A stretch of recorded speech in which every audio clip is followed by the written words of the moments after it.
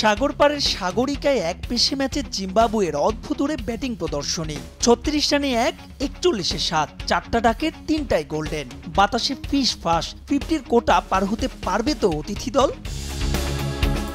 ক্যাচমিসের এই তালিকায় আছেন টাইগারদের সিনিয়র ক্যাম্পেইনার মাহমুদুল্লাহ রিয়াদও। পাওয়া সেই সুযোগ কাজে লাগান ওয়েলিংটন মাসাকাচ্চা। অন্য প্রান্তে ক্লিফ মাদান্দি আরও আগ্রাসী।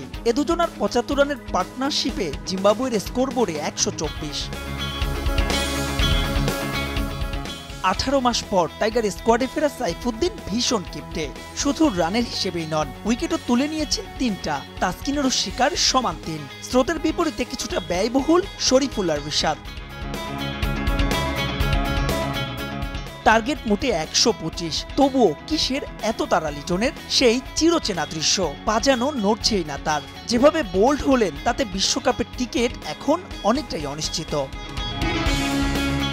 এরপর ২ দফা বৃষ্টির হানা, মাঝে শান্ত তামিমের ৫২ রানের পার্টনারশিপ। শান্তর ২১ রানে প্যাভিলিয়নে ফেরা, ব্যাস অতটুকুই।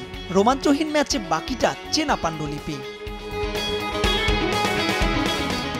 ১৮ বলে ৬ বাউন্ডারিতে তাওহিদ হৃদয়ের ৩৩, স্ট্রাইক রেট ১৮৩। ৪৭ বলে তানজিদ তামিমের আনবিটেন ৬৭। ২৮ বল আর ৮ উইকেট হাতে রেখে টাইগারদের দাপুটে জয়। তাতে বিশ্বকাপের আনুষ্ঠানিক প্রস্তুতিটাও শুরু হলো প্রশ্নাতীত আধিপত্যে। মাহবুব লিমন, সময় সংবাদ।